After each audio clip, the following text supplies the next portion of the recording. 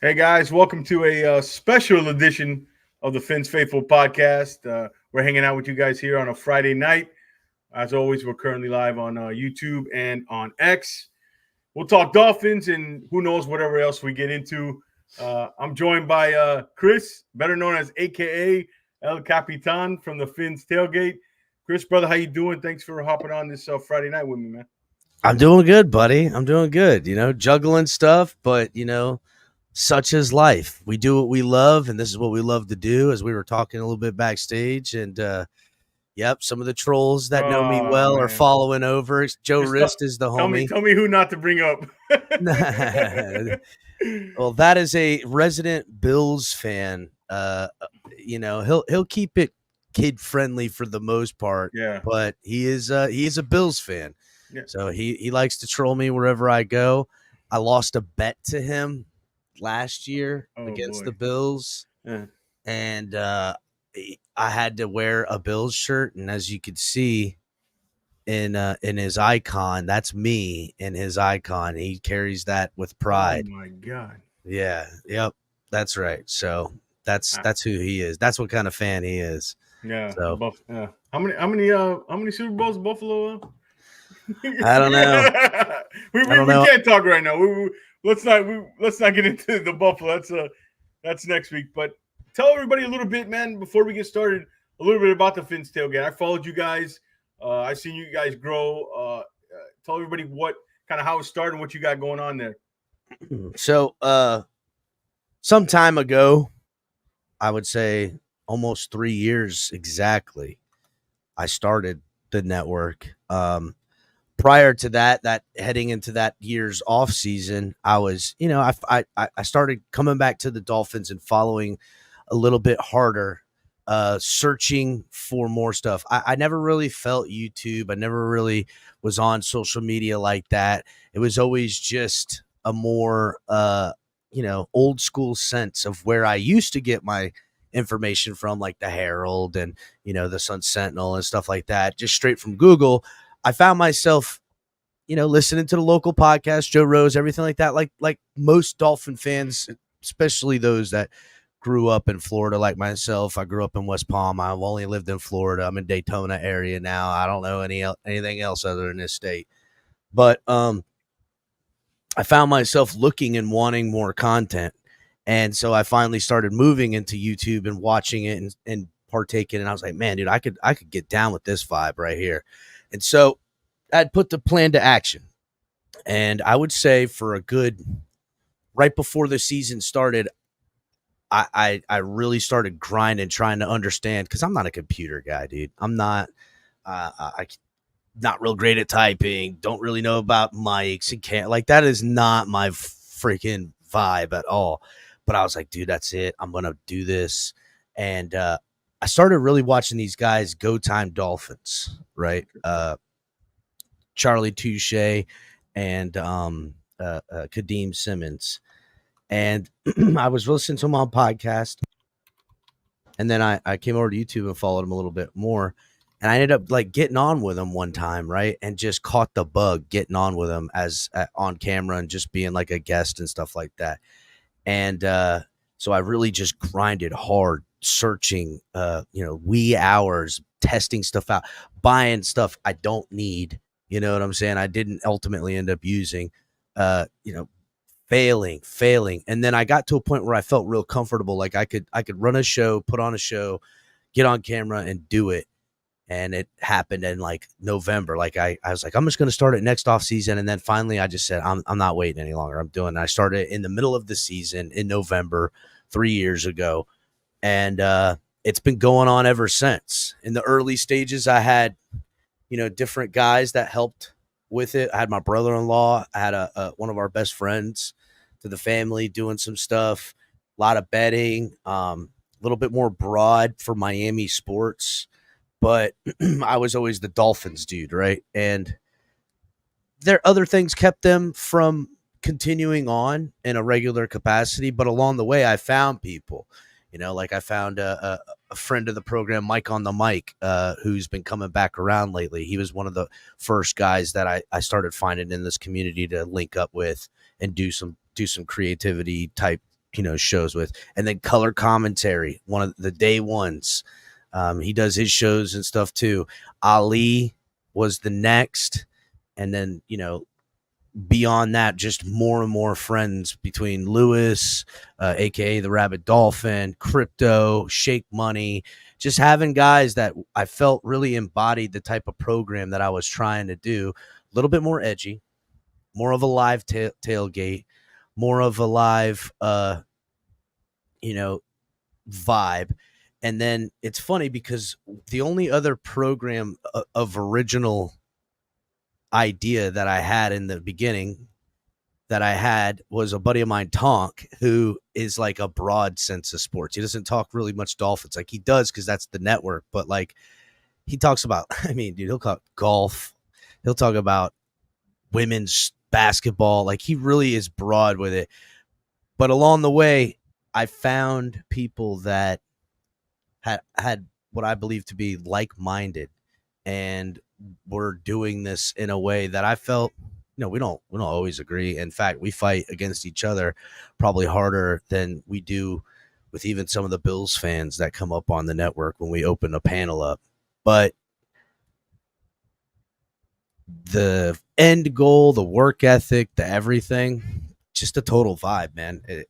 I couldn't be more proud of the work that we've all put in, because it's been, bit by bit along the way, people, wanting to become along the program and me being able to help make that happen, me reaching out and us facilitating a brand, a network, a show, a way to get it out. And this year we finally started using the audio content and going on to all other podcast platforms too. So not just YouTube, not just X, because it's a pain in the butt. You have to download the audio file and then upload it all up, and then it costs some money, as you know, to spread it all. But it's bit by bit over what I'm going to do this until I'm old, fat, and gray. And if the Dolphins ain't got no Super Bowl by then, I'll just be a crotchety old, this team is terrible. What? I've been doing this for 25 years. Like, I ain't going nowhere. I've already, put so much into it that to walk away at any point other than, family emergency or health reasons would just be an epic failure. So, yeah. No, it's funny you said you now go on the audio side. I started on the audio side. And it was that kind of helped me, I would say, be able to kind of run your own show when you're doing it by yourself. I would say the lives are easier because on the audio one, you can I didn't like that part of my live. Let me redo it. This one, bro, it's live. It's one shot, one take, and that's it. But yeah, I've been following your stuff and over the last year and kind of. I'm same way. I started listening to podcasts, dude. I'm 42 years old, man. I used to listen to Joe Rose in the morning. I loved getting the paper, man. I loved Armando Salguero. Mm-hmm. That's the stuff I grew up on, and I would always kind of want to do this. And here we are. Well, we're on the adventure, man. It's a lot of work, as you know, man. On the ride, dog. On the ride. On the ride. All right. So let's start off. I don't know where to start, man. Maybe the news today, Zach Sealer, right? Man, that's a tough blow, dude. The orbital. At first, it said, "Oh, he had his eyeball." Yeah, I read, eyeball. Yeah, I read. Oh, he had a poke. He got poked in the eye. I was like, "Damn, he's out for that must be a gnarly eye poke." And then Cam Wolf came out with the whole. Yeah, it was an orbital bone fracture. Who knows how long he's going to be out? I'd probably say he'd be back for the Bills game, but. I guess it depends. What's crazy is I guess there's 9 different orbital bones or something like that help the eye. I could only imagine any sort of fracture in your eyeballs gotta be epically painful, right? Like, don't even touch me. Don't get near my face.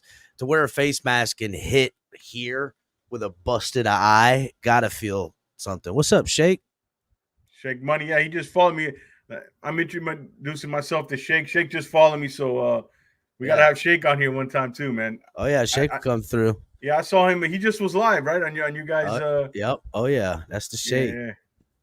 Yeah. So yeah, and you imagine the pressure of the the swellingness and the pressure. I guess they don't know if he's gonna have surgery or not, but Dude, we need him back for Buffalo. We even need him for this game, man. The Cardinals. I need him for every game, yeah, bro. Give dude, me Zach Sealer every game. Dude, Zach, now that we look at it, man, was Wilkins benefiting off Sealer as much as we thought it was the other way around? I never thought Wilkins was benefiting. I always thought Wilkins was benefiting from Sealer.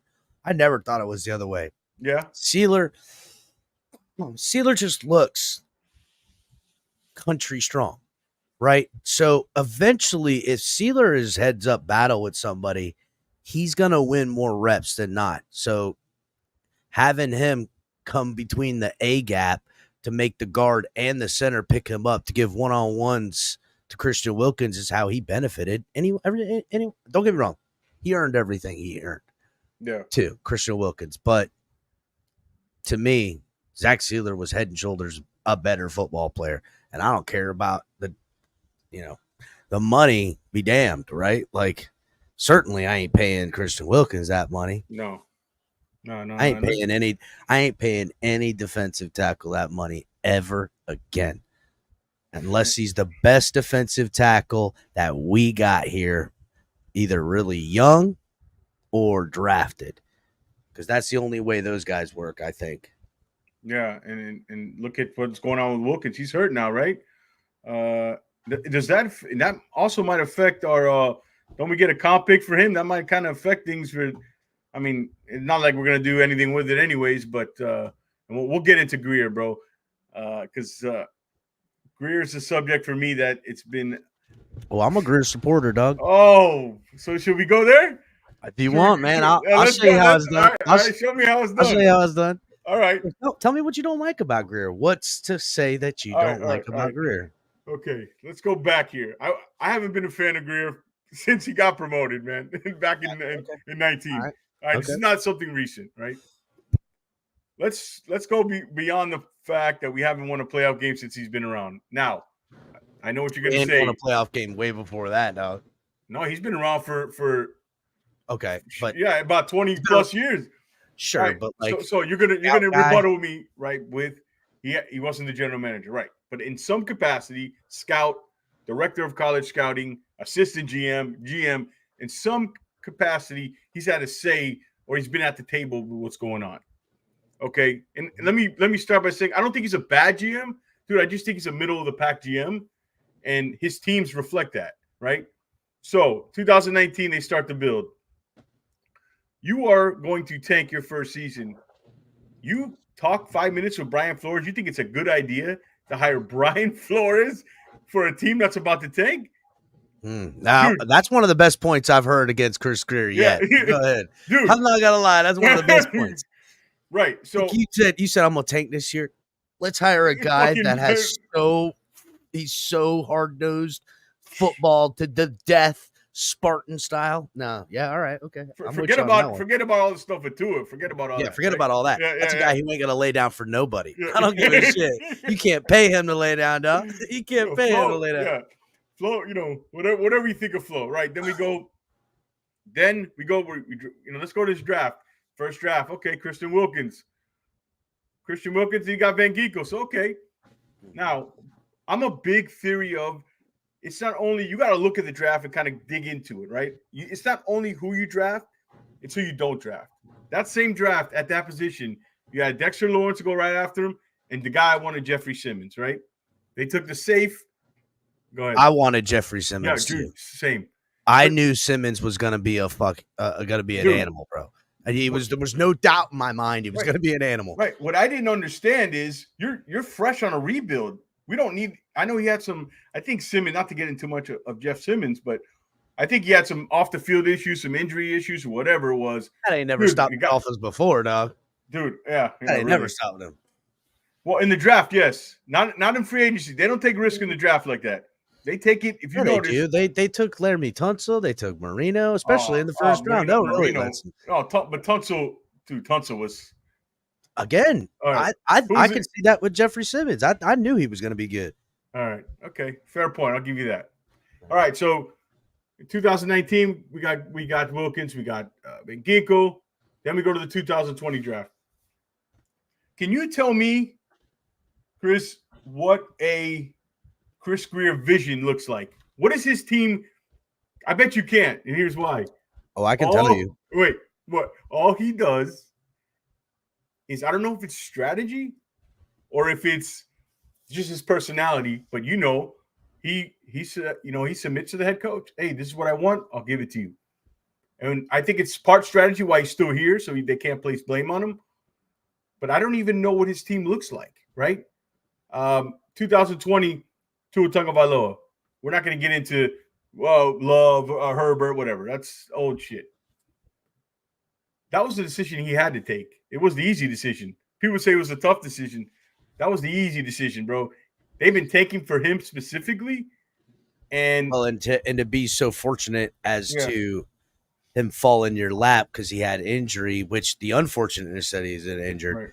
But you could speculate all day with what he did the year before getting injured. If he would have just played and not been injured, he probably would have been the first overall pick or the second. You certainly couldn't. I don't think you could have got him at 5th unless you'd move up for him. I mean more narrative wise, right? If they didn't take him and he worked out, they were going to get killed. They were never taking Herbert.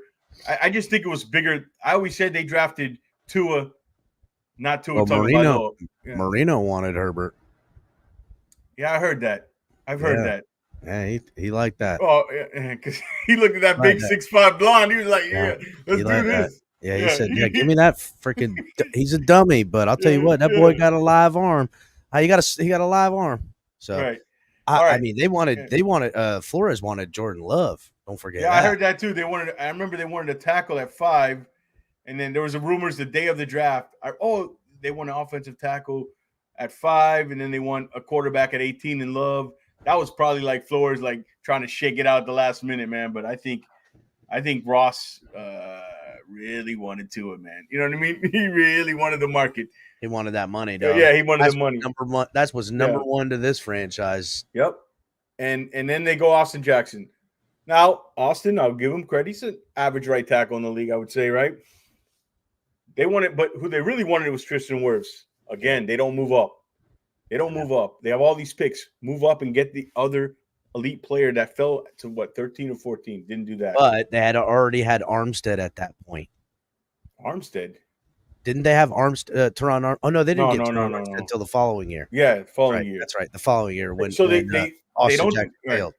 So they don't do that. They stay at 18. I mean, we're going back in history here, but they stay at 18 and they reach for a player just for a positional need. And if you know anything about the draft, when you reach for a player for a positional need, you're done. You're screwed. It never works out. Then they draft Noah. And then, we have Robert Hunt, who's actually a good pick. Raekwon Davis. They're all not here. Again, some of those picks were Flores. I think we miss, real quick, not to cut you off, I think we miss Raekwon Davis more than we miss Christian Wilkins right now. I wasn't a big Raekwon dude. He's not a playmaker. I get that, right? And he's not a playmaker, and pass rushing, he never lived up to what we had expected. But consistency, clogging the middle up, forcing running backs to bounce it outside for linebackers to stay wide, he did that all the time. I had hoped that Hand would kind of do that, but not the way he can't. None of these other dudes, other than Zach Sealer and Calais Campbell, could get it done, clogging the middle up in the run game like Raekwon did. Yeah, fair. But let's look at the defensive tackle position. You want to jump there? Who's the revolving door they have? Whose fault is that? So look, I mean, you knew what time it was. You don't pay all the guys you pay, quarterback included, and live in the cap realm backed up on it and not have to take something from somewhere. That's what it is. We decided to go with a multiplicity of guys in the interior of defense and offense. It's where they figured they could coach it up the most. Offensively, hasn't been nearly as bad as people thought it was going to be. They're not losing because of the offensive line. And then defensively, I agree. In the middle, they're kind of giving up, outside again of those two guys, they're kind of giving up more on the ground and not holding that line of scrimmage like I'd hoped to. But two things. this defense isn't built. The defense and the team. Now, I'm just going to bounce back real quick. All right. What you said about Chris Grier on what his vision is of this team, Yeah. I could see it plain as day. The vision this year, anyhow, the total vision is different from the vision this year, but it's still kind of the same. It's like this team offensively was going to score points, and this team defensively was going to defend teams needing to throw the ball to stay pace. And if you were in that type of football game, and we're probably going to see it this Sunday, this defense is going to light it up. And then this offense is going. This offense is probably going to light it up too, because I think Tua is going to, especially because I don't think the Cardinals defense can keep pace if this team is doing what it can do. But I think in the perfect vision, and people forget, Chris Grier always wanted to hire Mike McDaniel as the offensive coordinator with Brian Flores as the head coach. They've always wanted this West Coast style offense with innovations on it, like using schemes to open it up, dating back to when, since Ross has fired Sperano, he brought in Doofus McGee, Joe Philbin to bring that West Coast from Green Bay. And he was building it, for people who don't know, he was building it to be more of a stable outside zone running play action, old school. They didn't like that. They wanted new and fresh and cutesy. So then they bring in Adam Gase, and he delivered in the beginning, but ultimately couldn't overcome the adjustments defenses made for all the underneath play, because we couldn't push the ball down the field, because we didn't have a quarterback that could do it. We didn't have an ability to scheme it, all that stuff. So they've always wanted this offensive type of game that we're seeing right now. And that's why Mike McDaniel, again, a la just like Adam Gase, can't seem to overcome this too high shell that teams are looking at him, dropping linebackers deep, keeping safeties wide, bracketed coverage. He seems to be struggling. So defensively, I feel like his vision was always to be what Brian Flores had, and he's hoping that Anthony Weaver is going to get back to that, minus the zero blitz, right? Minus the zero blitz. Right. People talk about the too high safety. That's been around forever, though. You know what I mean? It has. It has, but they're almost playing it like cover 4 zone. Yeah, it's more the bracketing, and they're double covering Hill and Waddle, and they're saying Jonnu Smith, the running game. McDaniel, when Tua's in, I don't think you're going to run. And your third weapon, Berrios, Malik Washington, or Odell Beckham Jr. beat us. And that is the shortcomings. And that, again, is another Chris Grier problem. A third weapon, you brought in an injured Odell Beckham Jr., and he doesn't – dude, I don't know what's going on with OBJ. I hate OBJ. Yeah. Can't stand him, bro. Yeah, dude, yeah. And it's like – and again, right? But you see what I'm saying, though? That's – we can point again to, I mean, dude, he's had millions of misses, but none of these guys are ever 100%. I would say ultimately, right, a GM typically has one job for the team. That's provide the team with talented football players that fit whatever coaches you provided for the vision you have. And I would say, by Dolphin fans' own admission, this offseason heading into the year and last offseason heading into the year, I can't remember a more talented team top to bottom, with budding young players, certain veterans.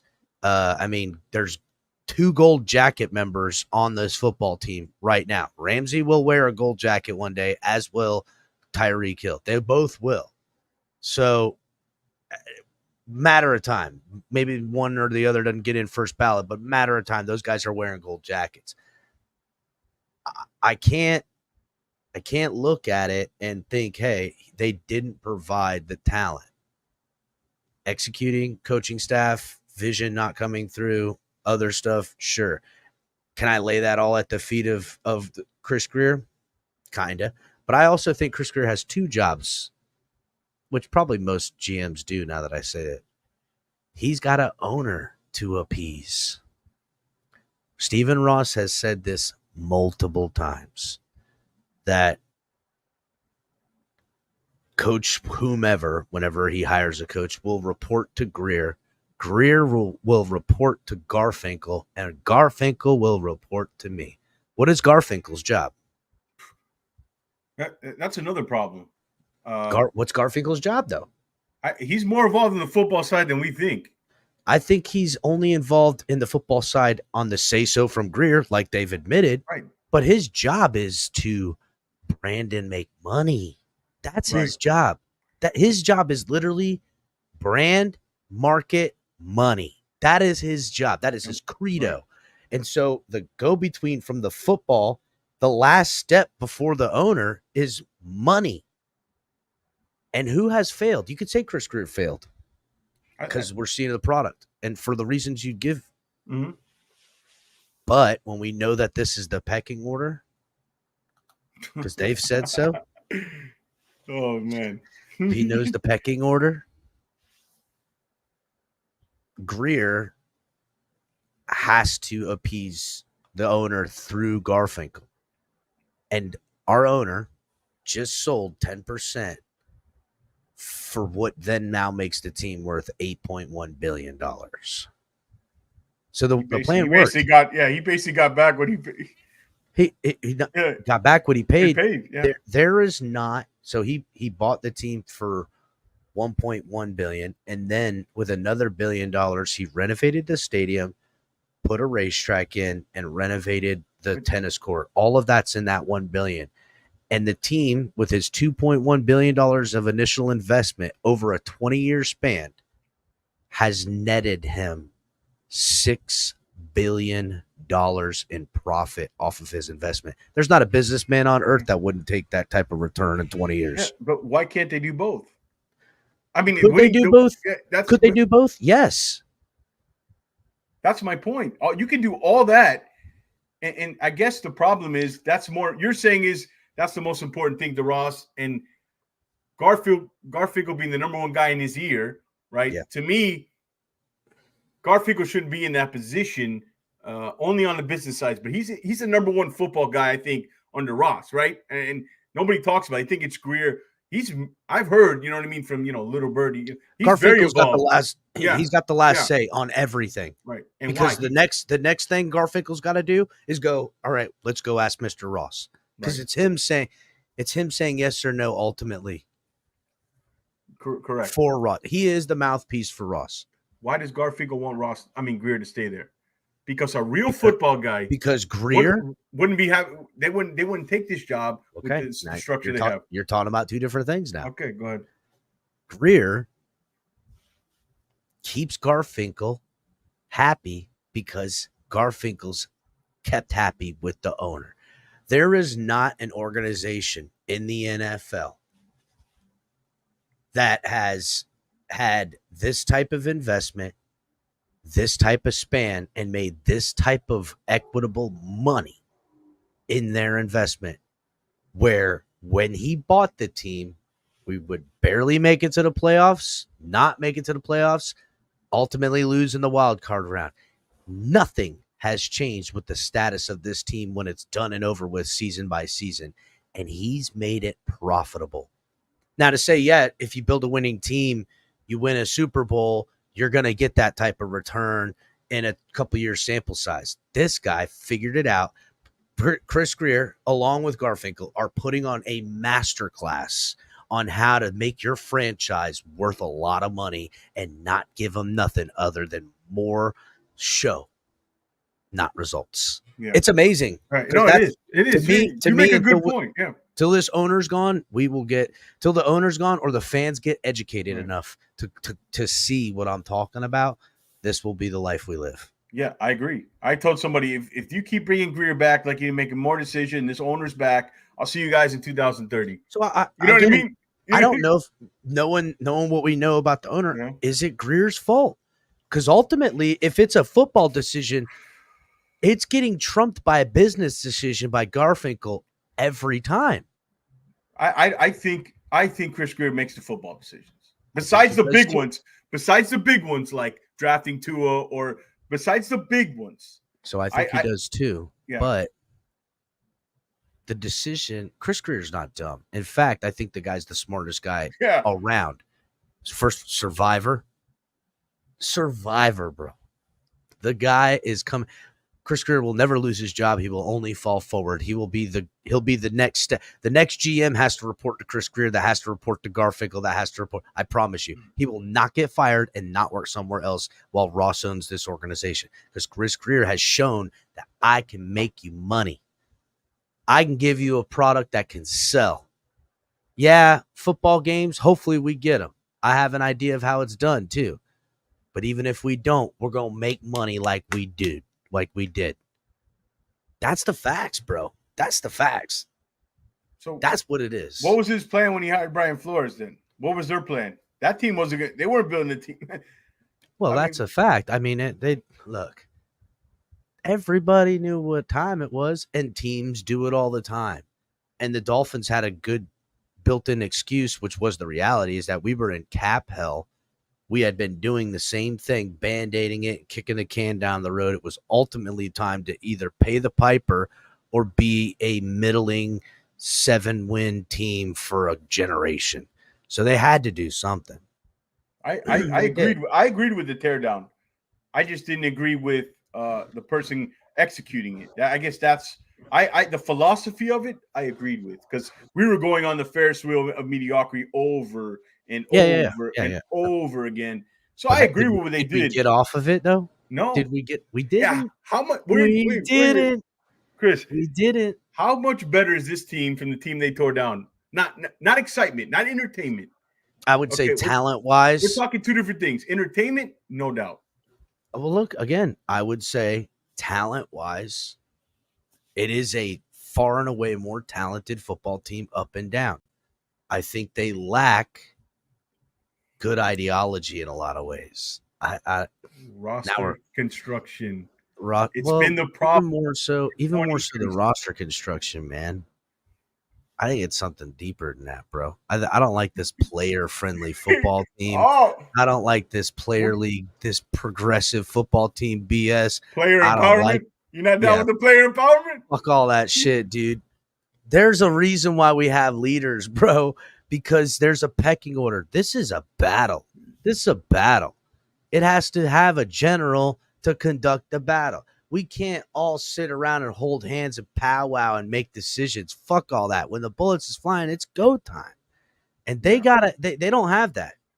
That's why this team's crumbled. You know what I compare it to, dude? Have you ever had a job where like you have two different bosses? The one boss you see you're doing your work, you may be on your phone.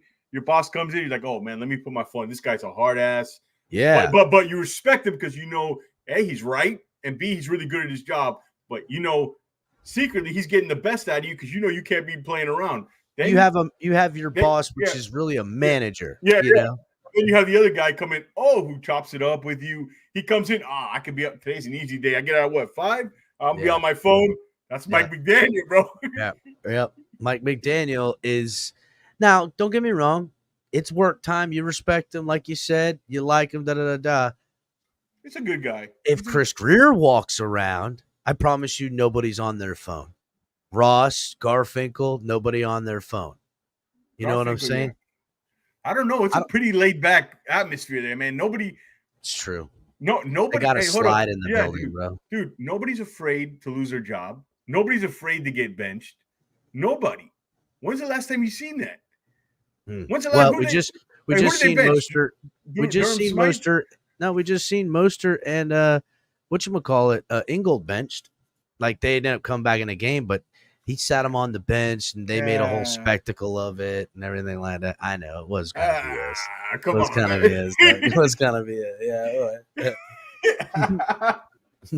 You're like, as you're saying it, you're like, I mean, it was such BS.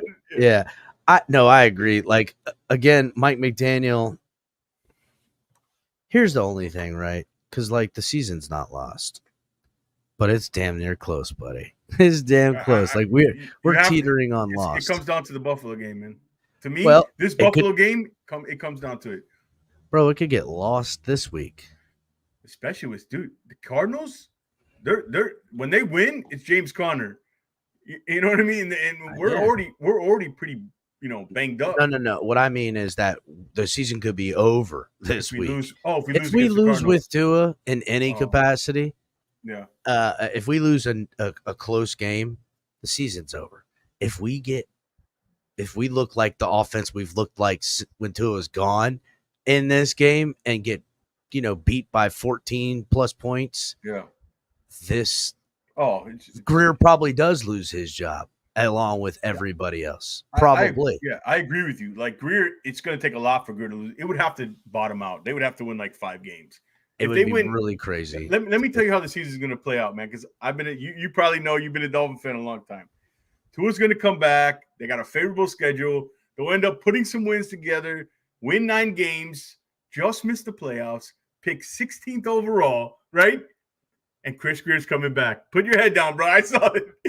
How Chris Grier was coming back anyhow, but yes. No, 9 wins, he's coming back. If 5 or 6, I don't know. Somebody's head's got to roll. Is it? Somebody's head will roll, but I promise you this. It ain't going to be McDaniel. Oh, no. McDaniel's head's chopped off. If Chris Grier goes, so does McDaniel. I'm not sure about that. I'm not sure about 1,000,000%. Because the next GM that comes in got to build their team. Right. I would say let him make that decision, right? But I don't think they'll fire both at the same time. I think they'll bring somebody in and they'll know. I guess it's all hand in hand, really, but yeah. But even so, even if they have Mike McDaniel stay for the first year of whatever GM, his leash will be so short. He puts together 3 losing games at any point, and they're firing him. They're firing him because that's how they get down, right? Like that's what it is. See, I think what will happen is just on. I've seen this story before. Like I said, let's play that scenario where they win 9 games. This is all hypothetical, obviously. They win 9 games. They miss the playoffs. They bring everybody back. The next year is when they'll fire Grier and McDaniel. That's the kind of the way it goes. Now, that's the way I see it playing out. And I think I still don't think Grier loses his job. It's crazy because I just don't. Oh my God. I don't think Stephen Ross is in a position where he feels comfortable. When you say Chris Grier loses his job,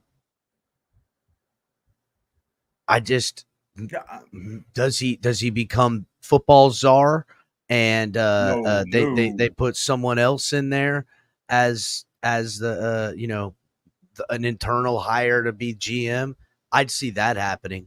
But Chris Grier getting fired and leaving the Dolphins organization, not while Ross is alive, dude. I think you make a good point. It comes back to Ross, and like you said, he's getting on the business end. I mean, he's been product's nice for him, buddy. Product's nice for him, 100%. So, and he doesn't want to look. How old is he? He doesn't want to get to know anybody new. He doesn't want to meet another GM. He doesn't even want to learn somebody else's name. He just, you know what I mean? He's comfortable with Grier. He's comfortable with Garfinkel. His pockets are getting bigger. But as us fans, we're the one that's going to suffer because, it's not our money. And you don't care, bro. Yeah. You don't care. You've heard the saying, right? The greatest lie the devil ever told was convincing people he wasn't real. The greatest lie the Dolphins ever told was convincing the fans that Ross cares about winning and cares about, and he's a good owner because he spends money. I hear this and I fight with people even on Twitter, and I don't like fighting with people on Twitter because it's such a stupid thing to do, but I'll troll, like, you know what I'm saying? Yeah. And like I was shitting on Ross, and someone's like, you can't say that, and I said, yeah, I can, and the guy kind of got it, and he goes, all right. That's what but anyhow, to me, Ross in no way, shape, and form wants to change what he's got going on. That's what I'm saying. They have a nice, safe bubble there. They're cooking, buddy. They're cooking. And as a businessman, right? What did it? If I was going to take back and not be a fan of this, and I was going to take back and look at it in a purely statistical financial situation, right? When some business is coming up for sale, anybody, you could have a little mom and pop place. You want to juice the numbers to show it in some profitable manner. This team, ticket prices increased. They paid all their players, all this stuff, and these value things. These are now value points I put on my data sheet for when I put an asking price on something. Now, when someone wants to buy or something like that, they negotiate. That's why he wanted 15%, 1.1 billion. He ended up getting 10%. I think it's the max. That's the max you can go, I think, right? Or was 15%. Yeah, Well, 15, he could sell whatever, 15. but he still remains to be the controlling interest. Well, he could, but I'm saying the max you can send for like the minor is it there's some rule there. I remember reading it was like 10 or 15% is the I don't remember what I was mean they could sell, like when Ross bought the team, he bought 55% up front. He signed a $1.1 billion deal, but he paid a little over half of it for up front and then paid the remainder the next year. And took over the team, and before the end of that into that next offseason, he paid the remainder. That's what he worked out with Wayne Huizenga.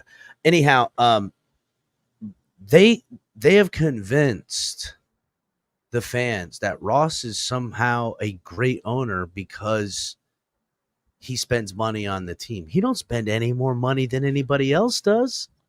That's what it is, a cap team. You can't spend more money than other. You could spend on facilities. You could spend on crap. And don't get me wrong, I like the new stadium and stuff. But that ultimately, who ends up paying for that investment for money spent? We do. Yeah. We pay for that. So when you say Stephen Ross is a good owner because he buys stuff, no, he's a good businessman because he buys things to charge us more money. He's spending no more money than anybody else, buddy. Yeah, I guess maybe it's the money he eats, though, man. He's had to eat a lot of money, He hasn't eaten nothing. No, but I mean not on the business side. I'm talking about the football. If you're looking at the cap and the operation, when when he has to sign a player and give them cut the check, they got to cut the check. I get that, right? Yeah. So does it, like cutting a check? Yeah.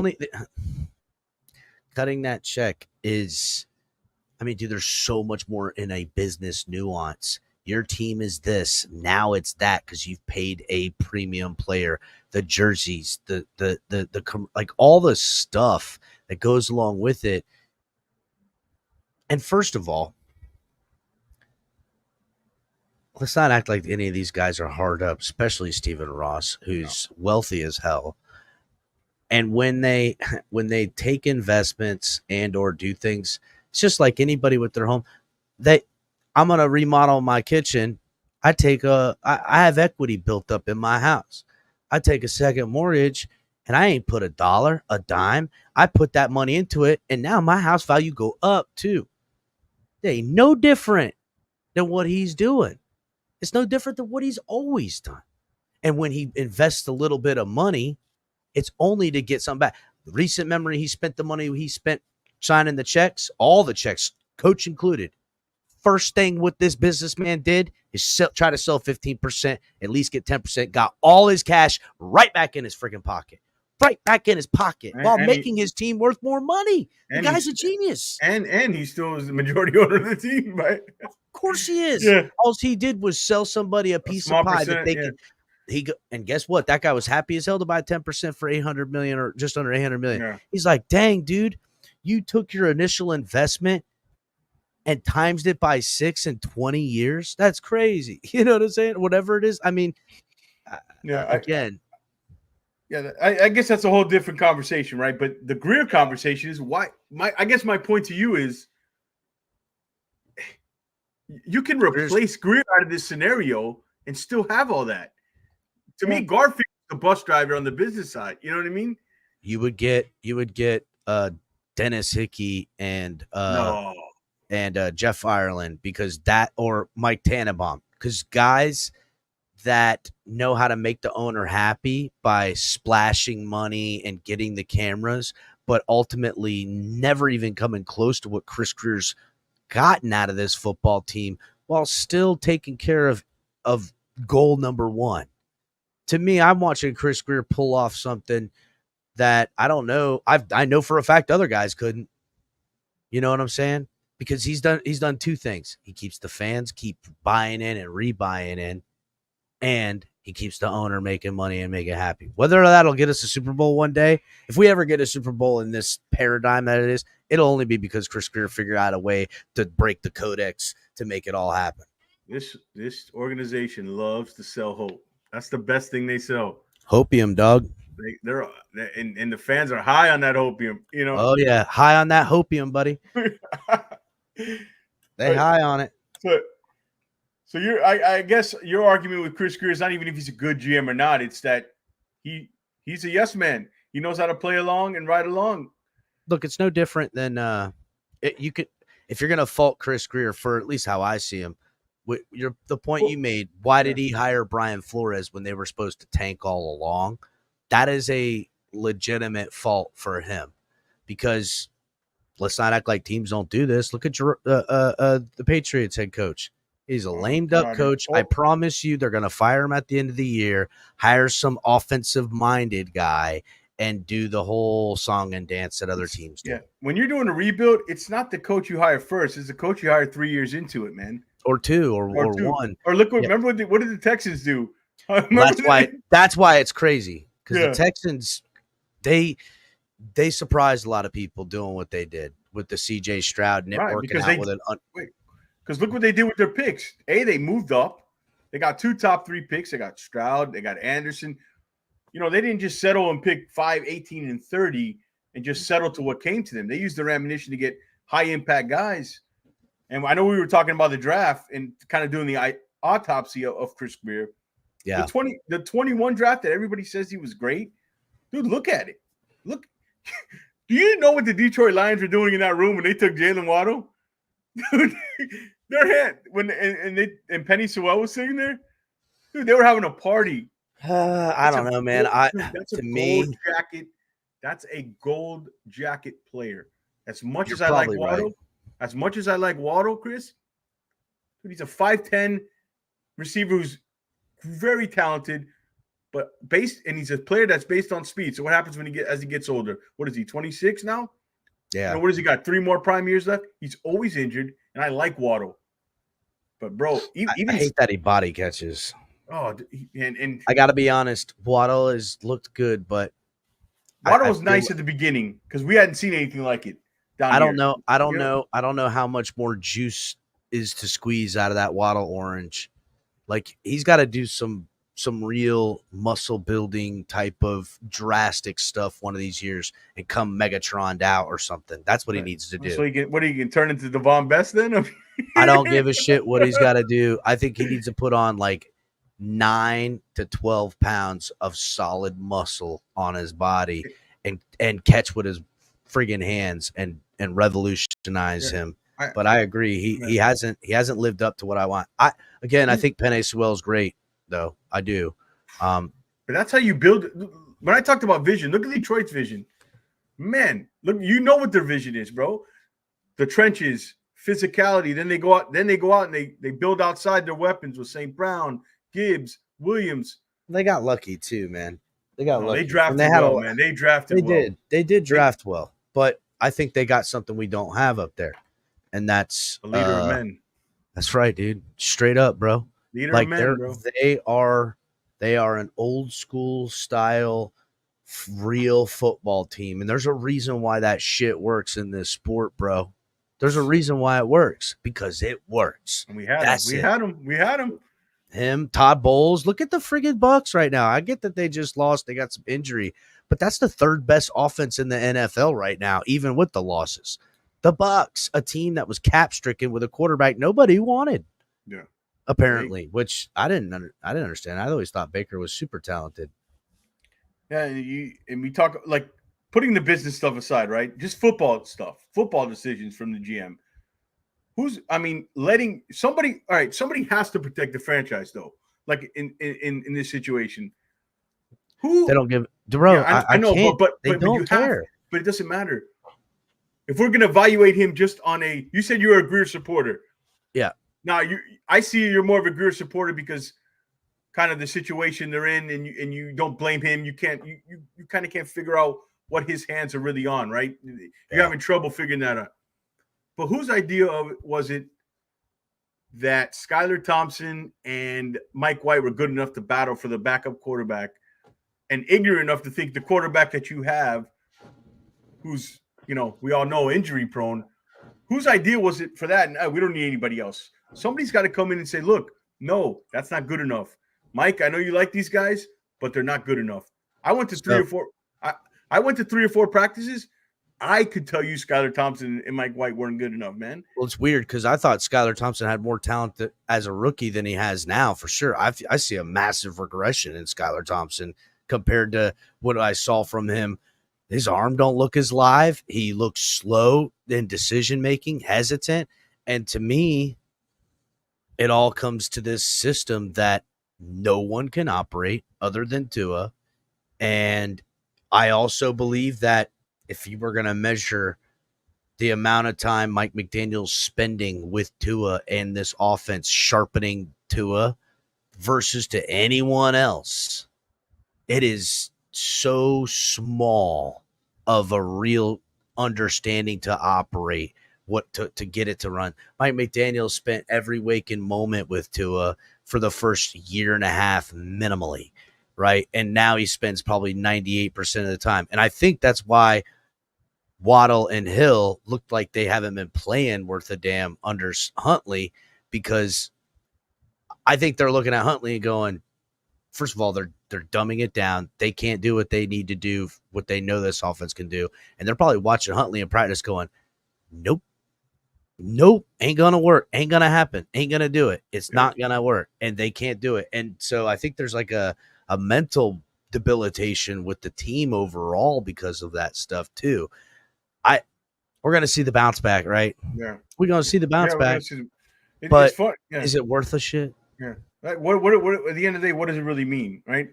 We know what this offense looked at its best with Tua Tagovailoa, right? And especially in 2023. At the beginning of this year, wasn't the first two games, wasn't, Looked I don't know. The last part of 2023. Yeah. So what are they? Yeah, the last part of 2023 in the beginning. But we know what it looks like at its best when it's rolling. And I think we'll see that, starting this Sunday. But I guess my point is, okay, if I give you the blame pie here, right? How much do you put on this offensive struggles? Because you mentioned Hill and Waddle. How much do you put on them? How much do you put on the quarterbacks? How much do you put on the coach? And I'll tell you what, before you answer that, I watched a lot of the All-22 film. The plays are there. On Hill and Waddle, they didn't forget how to play. They're wide open. It's just the quarterback's hesitant to throw it. He doesn't want to throw it. Or it's because it's an anticipatory throw that he's not practiced, he can't make, he doesn't have the chemistry. So you can't blame totally the quarterbacks. But there's plays to be had where like league average quarterbacks should make. Where do you put the blame? I put the least blame on the quarterbacks, honestly. It's not their fault. So I put the bulk of the blame on the coach. He's obviously has very little, for a guy who thinks of himself to be super self-aware. I think he panics. I think he did. I know he panics. Look at his challenges. Look at his timeouts. Look at his clock management. There's a lot of panic that happens with him at times, which you could say it's because he's young. You could say it's because, whatever, learning experiences, growth, yada, yada, yada, whatever. But I feel like he panicked with the backups, I think once Skylar went down, he really panicked. And I think the team seen and felt the panic as well. I mean, we've seen how dejected they were after, I've been saying this last 2 days. When Tua went down in that game, Mike McDaniel looked like a guy who lost everything and his family in Vegas. He looked he looked gaunt. He looked like he lost the life force in him. But blaming the quarterback, it's a complicated system. It's so complicated and hard that as much as Skylar Thompson probably had the offense grasped, it in live fire just didn't work like he had thought and hoped, and causes panic from the coach to the quarterback that can be seen and felt throughout the team. Number two, I would blame then the wide receivers. You can't be $50+ million worth of wide receivers and not have the ability to elevate a quarterback that is obviously struggling. If these guys are struggling and you're the big leaders, you're the captains, you're the money guys, you got to elevate these lesser quarterbacks for a time. They didn't do that at all for any of them. For any of them. It was bad, and that's the most concerning, because to me, when you have a top 15 wide receiver in Waddle and arguably the number one weapon in the NFL in Tyreek Hill, and they can't elevate second tier quarterbacks, third tier quarterbacks, then what am I paying them for at all? Fourth tier quarterbacks, whatever. Who cares? Yeah, fourth. Whatever. If they're not elevating any of these guys, what are I get you. I get what you. are you doing? I guess my counter would be, I just think the fact they're getting open on things and they're not I think they're just thinking, oh, he's not throwing me the ball. Like, I'm doing this route. We're doing this route. He's not getting the ball. They're like, and that's a problem, right? I'll agree with you. And Tyreek, what was that one play Tyreek had? Dude, he lost the ball. And but again, to your point, what you just said, they think they're not getting the ball. Yeah. And that's probably because it practiced like that. They're not getting the ball. They're like, oh, this isn't happening. Or in practice, it took so long. They're like, this is never coming to me. But why? Okay, then that goes back to the coach. Man, find a way, something simple, whether it's screen or quick slants, not these complicated routes where he's got to make all these reads and progress. He's not a quick processor. So how about something to have them touch the leather, get them in the game? Dude, at halftime, me and you had the same amount of catches as them. 0. I know. That's crazy. And they finished with 2 catches for what? 18 yards. Oh, 18 yards. Yeah. That's crazy. That's on the coach, man. It's on them, but to me, the most blame I give is the head coach. It's really on the coach, because I'm going to say something that I haven't heard anyone say, and I only thought about today listening to Color earlier when he was talking. You get your playmakers the ball. It's painfully obvious to anybody that Tyler Huntley couldn't get that done. Why isn't Tyreek Hill and or Waddle receiving punts and kickoffs? Like, do something. Sure, I haven't thought of that. Nobody has said that or thought it. We know they have and can. Like, at the very minimum, we're not getting offense. We need a spark. Tyreek, go return this kickoff. We need a spark. Go return. Is that because they're paid? What about A-Chain? Or A-Chan? Yeah. Something. Like, again, there was no pivot. There's never a pivot. Mike McDaniel, just like Adam Gase, just like a lot of these cerebral play callers, think that they're going to dial it up and it's going to then happen. And sometimes you got to do drastic things and do the hard thing. Hard thing was, and I saw it early in that Colts game, he was running the ball. I liked how they started that football game. Yeah, they weren't getting the runs that they wanted and the drives weren't really happening, right? But as it continued and progressed, they were popping one. They got a lucky one here. It was simple. It was in the nose. And ultimately, you play the game like that, you're going to control the game as long as you're staying in. Once he scored and once we started moving a little bit, then he just got away from it. And once that other team scored and started coming back, he abandoned it and went right back to, all right, we're going to get tricky again. We're going to do this. We're going to do that. It's like every time we did motion, they were like, all right, they're passing. So let's just drop back and keep everything underneath in front of us. It's like finally the one game plan I've been asking for since Tua went down. He finally got, and he ran it for like a quarter and a half of a football game. And it was pacing, and I get it, but at no point were you trailing by some insurmountable lead to just abandon what you finally got going. It was crazy to me. And when they did run it, why did it take to the second half to get Jalen Wright involved? Dude, low key, I thought Jalen Wright was a big reason the week before. Everybody talks about Mostert. Yeah. Jalen Wright was a big reason in the running game until the second half, and then you decide to give the ball. You want to give the ball a fullback dive to Ingold in the second quarter? Okay. first quarter, okay, but fourth quarter to try to win the game, dude, you had it rolling. Jalen Wright was rolling. Give him the ball. Yeah. And the fumbles obviously. Look, I said this on my last show. The season tends to even out. Dude, let's be honest. We caught break against the Jags with the whole fumble with Hell yeah. and We the were Patriots. one punch away. And imagine, look how bad that loss would have been. Holy crap. Oh man. And that's with Tua, okay? And the Patriots were a heel away. Yeah, not even the heel. Dude, the guy was wide open. Brissett's throw was too high. If he just throws a normal pass, touchdown, and we probably lose that game as well. Mm-hmm. So it evens out throughout the season. We're a 2-4 team with this quarterback. So yeah. McDaniel, there's so many things that I can kind of going for it, right? Then he's almost so conservative now, like going for the field goal instead. Dude, I had no confidence Jason Sanders was going to hit that field goal. I don't know about you. I thought he was going to get it. Yeah. I thought it was. I was surprised by the decision. Yeah. Honestly, I felt like he should have went for it, being where it was and how the game was playing. I understood it because it was a momentum thing. Problem is a 54-yarder, which Sanders can hit in the dome. Let's not act like he can't.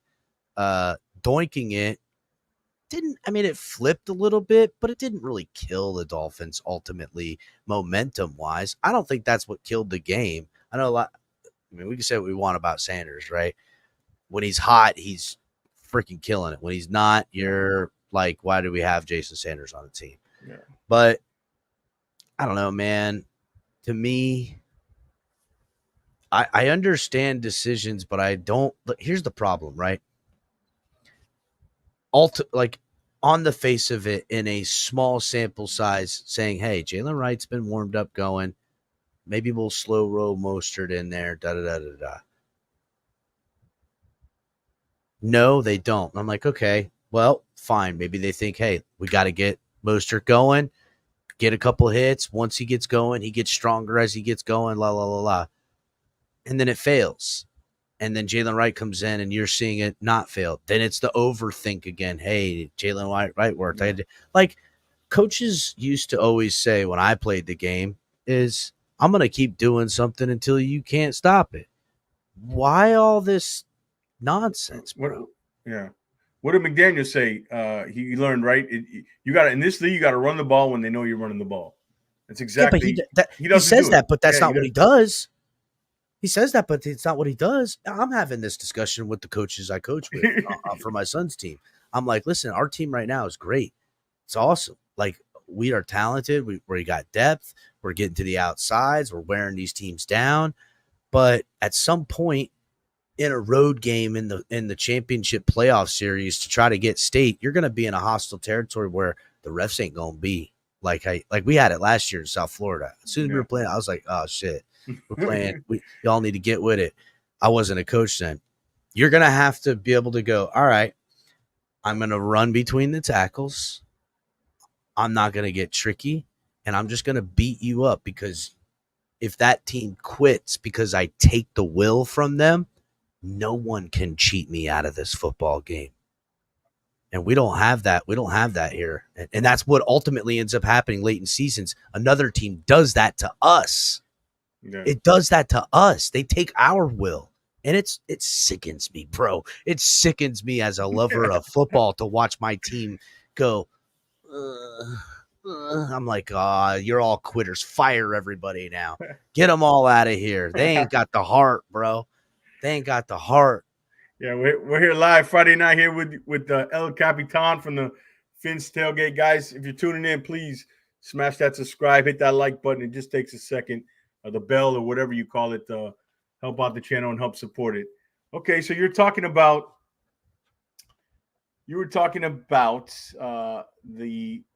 I just lost my train of thought. Move on. We'll move on to another point. McDaniel, you said he's kind of soft, right? The good old saying is, teams take the personality of their coach. They're undisciplined. How many more pre-snap motion penalties we're going to see? How many more special teams penalties we're going to see? Do you think that this whole player empowerment stuff is it too much, man, or is it? What are your thoughts on if can he Shit change don't though? work. Can he change? Yes, he can. And I do like Mike McDaniel. I like him. I think he's a young guy. I think he's, you know, got what's going on. Dude, I remember in that Colts game, they were talking about his shoes and showing his Oh shoes that God, he had dude. like that tag on him or whatever. And like, I get that that's this stuff, but like, all this personality ain't got nothing to do with football. And these are the actions of a young guy, right? Of a young dude. He's And I got a feel like big ego too. People don't realize that. I think He's he got a does, huge ego. but like I feel like dude, he even said he's like, I'm on the team. You know what I'm saying? Yeah. He He talks feels like about he's one of the players. Yeah, it's they weird. are. Well, he's Yeah, made the players feel yeah, like yeah. coaches and the coaches feel like players. And a lot of our coaches were ex-players. And that's fine and dandy, but ex-players and players alike all know what it takes in real football. And when it's dark and it's hard and it's just everybody's sore and beat up and you're playing through stuff, you've lost guys that you got to help carry the weight for. It's who's got the stronger will in the end to outlast the gruelingness of what it's going to take. It's a tough task to ask of people, and watching this team crumble the way it has in the department I think is the only way you even get into a Super Bowl, much less win it, is the will. So can he learn from it? I hope so, but it's got to be he's got to start understanding now. If he skates on the skin of his ass this season and finds himself playing next season, the Dolphins, say they run it back or they draft another quarterback and then are going to give him another shot at another quarterback. He has to recognize, and understand that this shit's going to get you fired, bro. And I've been telling people on the network since before we hired the guy, and then right after, when he did that interview and he's McSwaggy and shit like that, I said, y'all have a good time, but just like when you date a girl or date a new girl or whatever, the stuff you ended up getting with them and liking about them the most is the shit that in the end, when it didn't work out, that drives you the craziest. All that McSwaggy and his stupid shit, everybody's going to make fun of that. That's going to be what they say. This dork trying to be cool, worrying about his drip rather than worrying about his offense is doing. That's what they'll say. Yeah, and I didn't find him funny for very long. I don't think I ever actually found him funny, dude. The one-liners, like, to me, he's like forcing trying to be funny. But anyways, I think iDog makes a good point about the Florida Panthers. I've always said this, dude. The Dolphins' offense reminds me of that season, but with the Panthers. Do you follow hockey or no? Slightly, yes. I mean, a little. I guess you know a little bit. They had that season where they were a high-powered offense, right? They get about when they lost, they got beat up by the Lightning. Lightning just beat their ass, bro. Yeah. So then what happens, right? And this is when I knew they had the right GM. And it's not here's the thing. Everybody says, oh, franchise quarterback, or let's get a big offensive lineman. It's whether it's roster or not, it's when you hire the right guy who makes the right decisions, who makes the tough decisions and looks out for the franchise and the bold decisions. Give me Chris Grier's power move. Where's his go up to get Josh Allen move? Where's his go up to get Mahomes? You needed a quarterback in that time. He doesn't have Grier it. He won't. The fact that Chris Grier re-signed Tua and McDaniel, I said I wouldn't be surprised if Grier doesn't sign Tua and makes him ride the 5th-year option, because the moment he does, that is potentially the nail that is in his coffin to fire him. That's what he has left.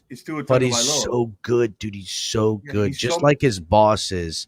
He's so good at serving up, when the people are at the gates. When people are at the gates with pitchforks and torches looking to behead someone, he's able to already have a built-in person to give their head.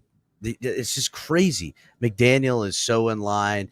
To me, Frank Smith might, if the team goes 9 and whatever, and people want blood, Frank Smith is done. What is Frank? I don't even know what Frank Smith does. Exactly. You know what they'll do? They'll slip out through back channels, right? And what, It'll Bevel, make it. Bevel will get promoted or something, or they'll bring some. That's exactly what'll happen. Yeah. Which Bevel always liked. Tua always liked Bevel the most. Anyhow, that's the word on the street now.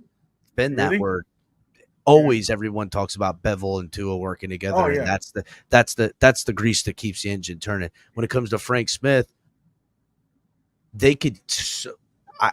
Again, if this team misses the playoffs and are 8 and 9, 9 and 8, and people want blood, they'll have the off season to rewrite the narrative and redo the hopium, and they'll serve up Frank Smith with something they've already kind of laid the groundwork for. They could say the offense doing what it did and sputtering was Frank Smith calling the offense. Oh, so you're going to throw that? You're going to throw that on George? I am telling you. Listen to what I am telling you right now. If this team misses the playoff by any amount of games within one game out, right? A game to a game and a half out. They go 9 and 8. Yeah. They go 9 and 8. They will serve this fan base, Frank Smith, and they will use the narrative that he was calling play calls, and it wasn't until whatever time Mike McDaniel took over from him. And the fans will forget. They'll memory hole it. You won't be able to find the data. But remember this when I tell you that. We got to be dude, we got to be the fans. We got to be smarter than this. They're not smarter than this, If George. you really want to get this, you stop buying tickets. I hate to say this, right? It's hit them in the pockets, like you said. Now we're on to my favorite. Yeah. You want to know how we do this? Now we're there, George. Now we're there. You can't hit them in the pockets. Their multimedia team, Chris Grier, is too good at his job. He knows how to bring. You keep saying that. He knows how to bring in a Tyreek Hill and draft a Tua to make the fan base's panties go woo. They're twisting their panties around. Narrative, crazy. Narrative. I've always said that. Guess what? He's the best. Good Morning Football talks about us. All of we're on the NFL. We're on the NFL Network, ESPN. Pardon the interruption. Shay on the couches talking. That's what happens. And Chris Grier can make the buzz. He knows how to do that. And because of that, right? He's always going to be around. So to me, the way you hurt them isn't with their wallets, because they can always trick the majority of this fan base. If I could get, because I know there's millions of real Dolphin fans that know what you're talking about, know what I'm talking about, and would say, yeah, I'm going to hurt them by not going to the game. That's not what you do.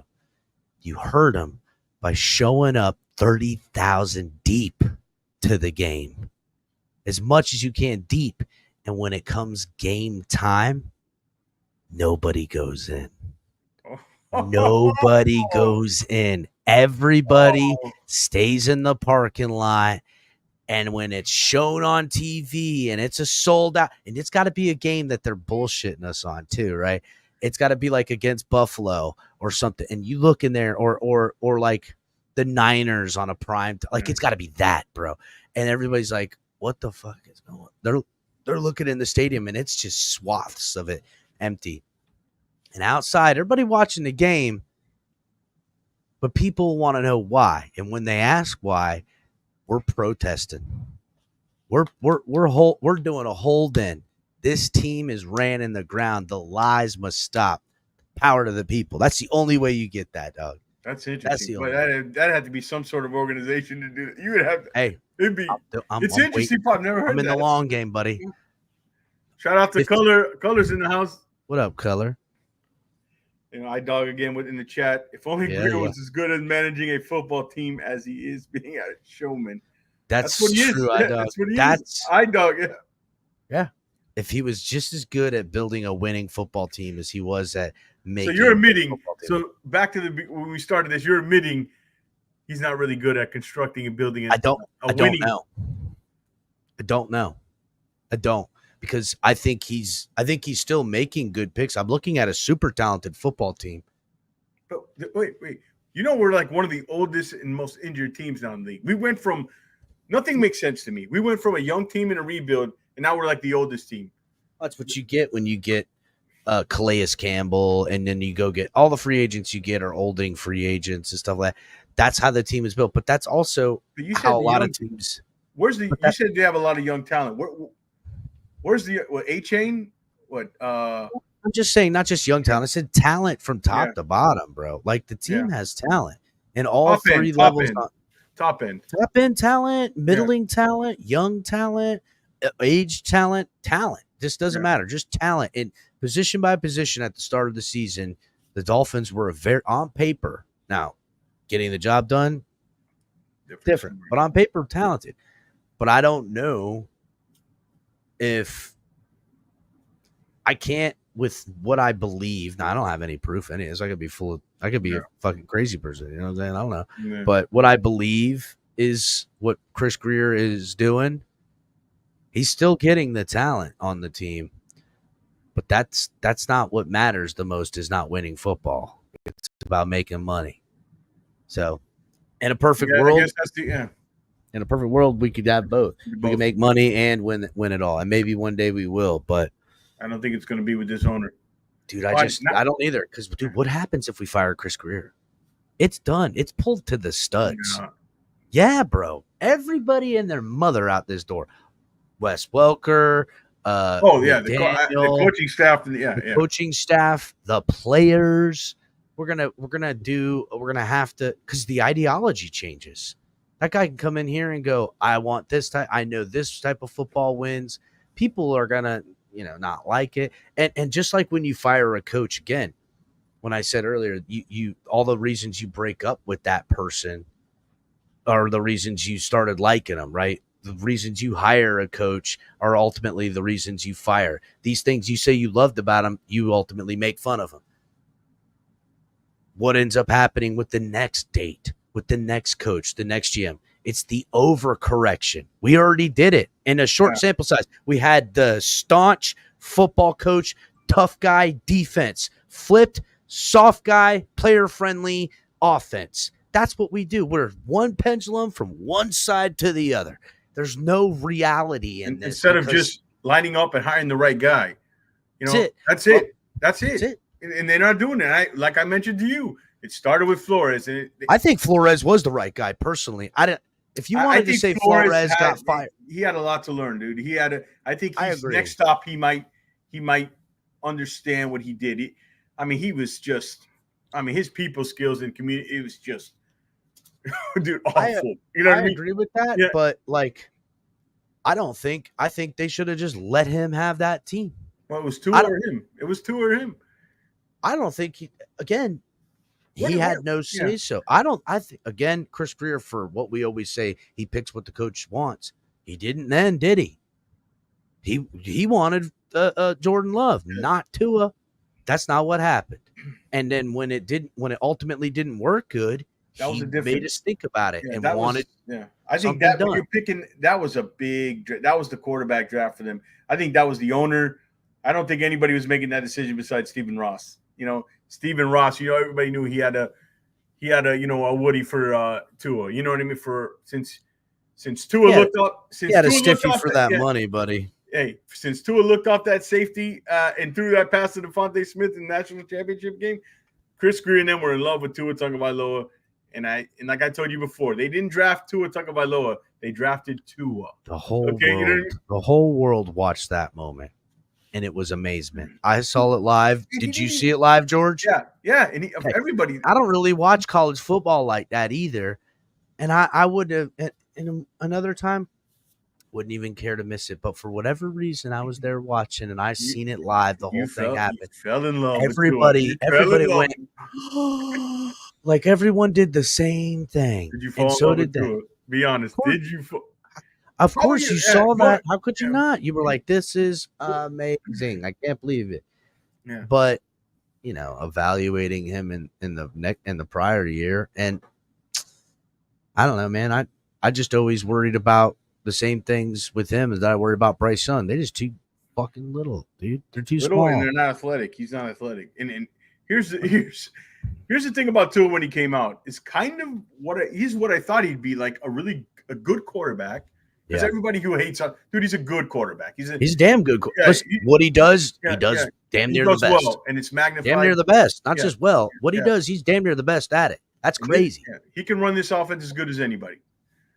But the concerns I had him coming out was, how high is the ceiling and the injury concerns? And that's kind of the same thing. If you ask me now about Tua, is where can he take that next step? Is there something else there? Because there's clearly something missing from him. And it's whether it's extending plays or, the cold weather stuff or all that stuff that, which he lost weight, which I still don't understand. He gains the weight for protection. Then he loses the weight. And gets hurt. He gets hurt. I was worried about when I heard he was dropping the weight, and I heard that he did it not for running and stuff, not for like scrambling, but more he wasn't comfortable. He didn't feel comfortable at that weight playing. That was one of the things. But Mike McDaniel said that, then another step in this offense, another wrinkle in the offense is buying time in the pocket. And that's why Tua lost the weight. He thought that he felt, like he said, he couldn't move like he knew he could, and that he could buy time if he lost the weight. And honestly, I thought he was going to try to – I said, listen, you know what Tua's going to do these 5 weeks he's off? He's going to try to put that weight back on. He didn't, but I thought he would. Yeah, he could. He could have, man. These programs they have, he could have put on a good 10 pounds, and Bro, he could have put on 10 pounds, no problem. Yeah. He could have put on 10 in 5 weeks. Big dude. I mean, he's not of Samoan descent. Let's not act like I don't think I'm saying any wild things. They can eat well. I love me a freaking little while. But I'm just saying, like, he could put some weight on, dude. There's a whole programming on that. I think he should have put it on. I think it would have been better for him. It didn't make sense that he lost it, put it on. It was confusing. And then I don't know if we don't know. Ultimately, we don't know if they have anything in common with him getting hurt and losing weight. But shoot, he stayed healthy last year with the weight. I don't know why he. I get it. Yeah, I had Dante Colonelli on. He's a real good writer, and he told me he was okay with it because of the reason is he needed to see him do that to see if he can raise his ceiling, like the off script stuff, the extending stuff, the things like I said that were his problem, like against the better teams, and when they take away the first couple reads and it's not there and the timing's not there and he's got to kind of go somewhere else. Sometimes Tua looks like he freaks out. Bro, the one thing mostly that could help Tua that I don't know why is him dropping extremely deep in the pocket to give himself room to move up to make throws. It's what Breeze would do early on. Later on, Breeze got so dialed in just throwing it over the head in people's pockets. But I don't think he can see, bro. I don't think he can remember how quickly they get the ball out in this offense, though. So, I mean, it's a bigger question of does this offense the problem? Can you win a Super Bowl with this kind of offense? No, and that's the problem. No, you can't. So they know it. That's why Tua's trying to figure out a way to make the ball right. That's work why, better. Like you said, raise. That's why they want these route concepts to work further down the field, and have the second part of the route come into play. Does Tua have the arm? I think so for a lot of them with anticipatory. Good enough. I'm not going to say, but he doesn't have an arm that can bail him out. That's the problem. You don't have an arm that can bail you out. You don't have legs that can bail you out. If you don't have something to bail out with, then what do you got? Because ultimately, at some point, playmakers on defense, as freaks of nature, are going to get you. You want to know how to loosen up that shell coverage? When he gets back, run the ball like you're running it now. In those plays that are there on tape that are not being hit, I promise you Tua will hit them. That's the formula. But that's not what's most effective, though, too. Because, again, and I agree with you. That's the offense I want, bro. Yeah, it's not going to get you the highlights and all that stuff. But it might get you in December and January. You build it. Because I'm telling you, even with Tyler Huntley on the field and them running the ball 40-plus times the last 2 weeks, there were wide open Jalen Waddle and Tyreek Hill plays that The quarterback, for whatever reason, was not hitting. Tua will hit those. You know that, right?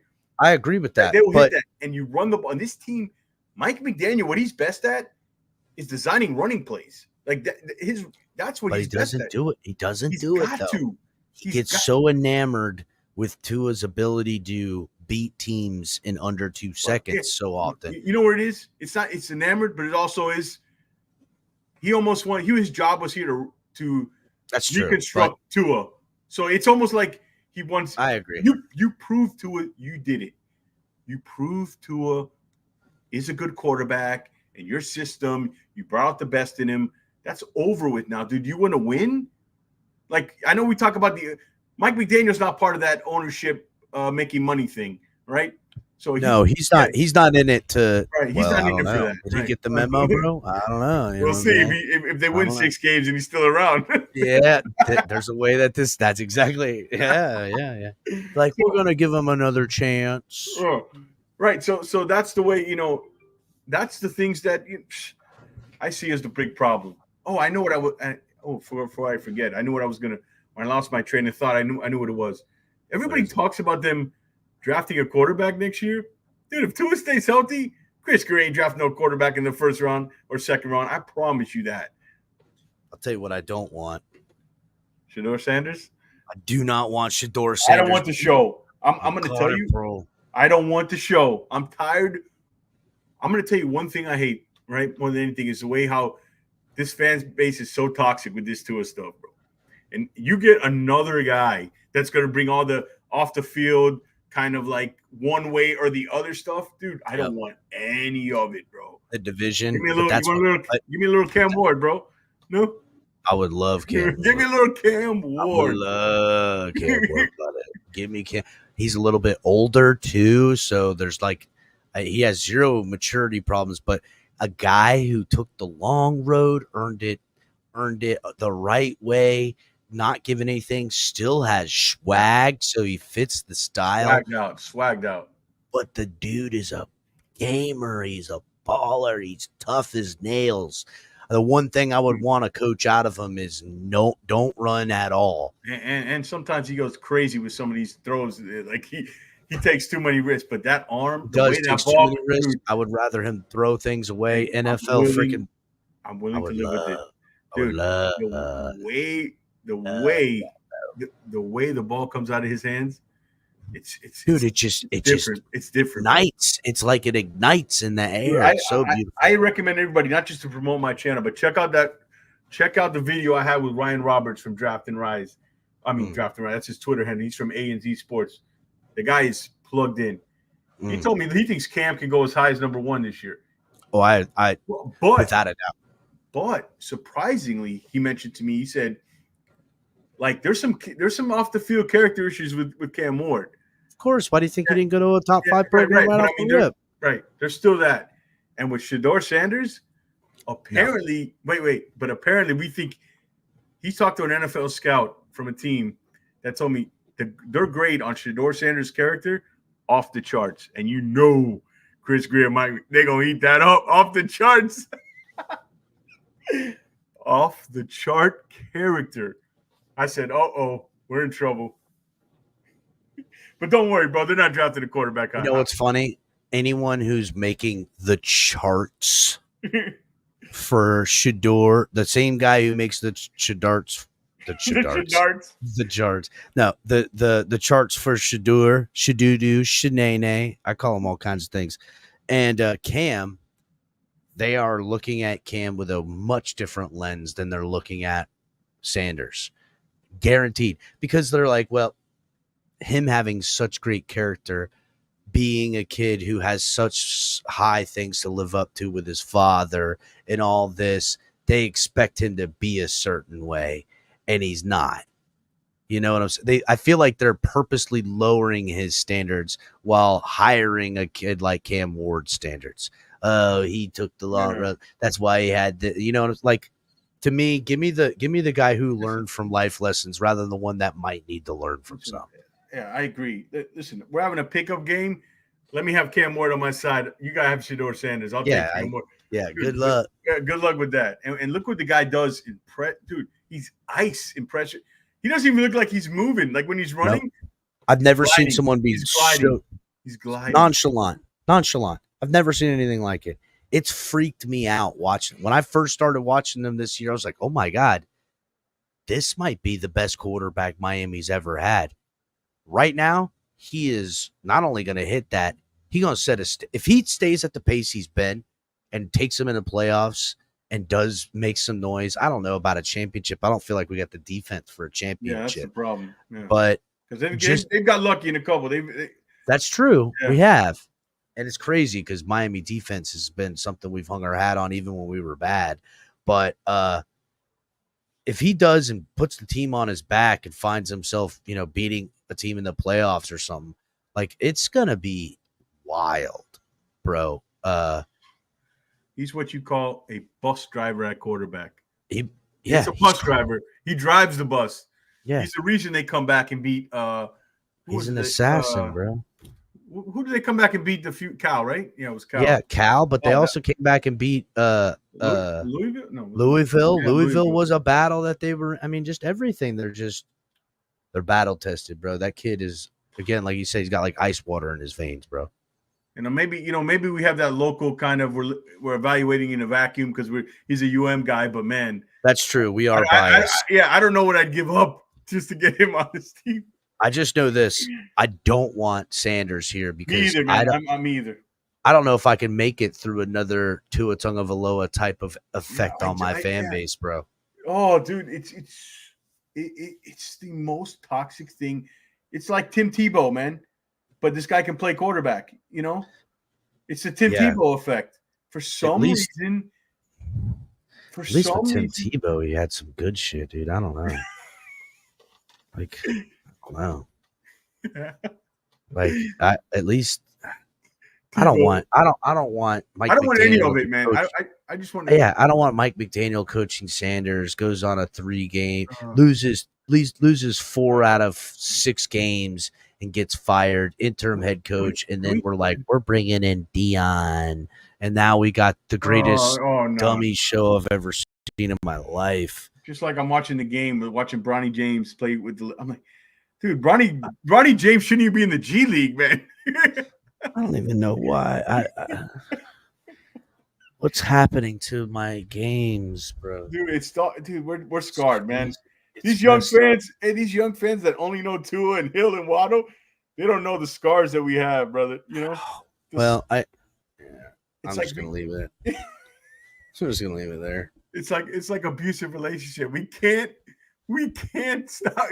Even though we know it's no good, we keep coming back, man. Oh, I ain't going nowhere because God forbid I walk away and they're winning a Super Bowl. I couldn't, dude. I would lose my mind. Yeah, I couldn't. Everybody's like, "Oh, I'm gonna stop watching." Man, I'm never gonna stop watching, man, to the day I die, man. No, me neither. This is my tweet. I believe this. Me neither.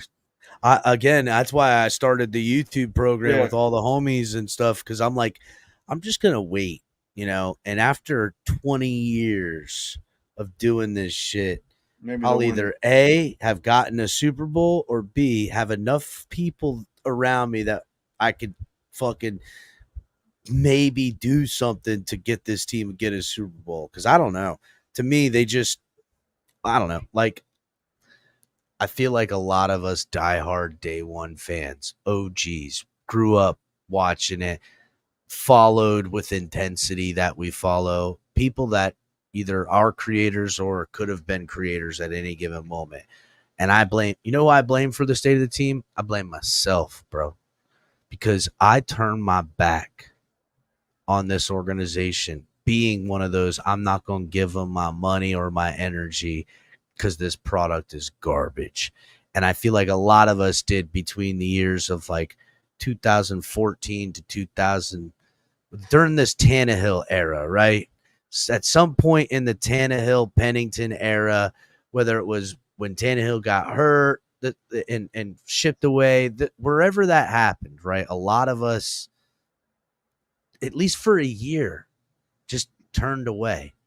And when I came back to the fandom, I didn't recognize it. There was these people that don't know football, the casuals that don't know the team, that are, I don't want to say running it, but they're the populace of the fan base. It's crazy to me. Like we used to come back after a loss out of Joe Robbie, and we would be pissed. We would say something. We would, voice displeasures. Now it's peace, love, and have faith in, this weird type of this hippie bullshit, bro, where like you're gonna project a win onto them. It's just call it what it is.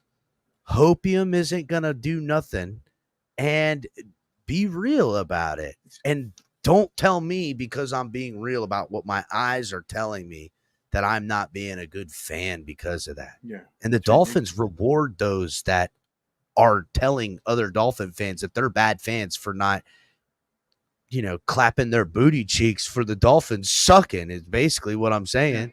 Well, and a lot of these are like they started watching when like you said, they this exciting offense with Hill, Waddle, Tua. A lot of these fan bases, at least they were brought, they had something to cheer about, right? It's not before the Dolphins were struggling to get young fans in. Now I think with this offense they are, and guys like you and me who watched this team before that, we know how this plays out, man. You can't sell the hopium. You can't sell me the hopium. It got me when I was younger. Yeah. When I was younger, I had the hopium. Yep. Dude, I'm vaccinated for the hopium, bro. Yeah, dog. That's it. I built up an immunity to it. You know what I'm saying? I built up an immunity. Yeah, I don't need that. Again, that's a great way to put it. I got my shots. I got fixed. They don't got the shots, man, yet. They ain't got none of that. They don't know what's going on. They don't know this 9-win team that's going to happen. All coming back. You're not drafting a quarterback in round 1 or round 2. Get that out of your head. Mm-hmm. They'll sign Joe Flacco or something because everybody wanted Joe Flacco this offseason. They'll sell you on that hope. They'll sign Tua's going to come back just in time to ruin this season. He's not going to get concussed the rest of this season. He'll get concussed next year. Yep. And they'll sign some big free agent offensive linemen. They'll draft all offensive linemen because they know everybody is complaining about that. They finally will give in. I don't think the offensive line's the friggin' No, problem. it's not. But they got to get physical in the trenches, though, because it's more the system. They got to draft D-line, dog. They got to draft D-line. Defense interior. Interior. Chop Robinson I hate that. Hated that pick, bro. Hated it. Okay, so why didn't we get Graham Barton, bro? So let me take you to that. I told you I did audio. I first started during the draft. I put on my draft board. I watched hours and hours of film. When we took Chop, I looked like an idiot on my podcast. I said, "Don't worry, guys. They're not going to take Chop Robinson. This guy's not anywhere near ready. They're looking for guys." Yeah.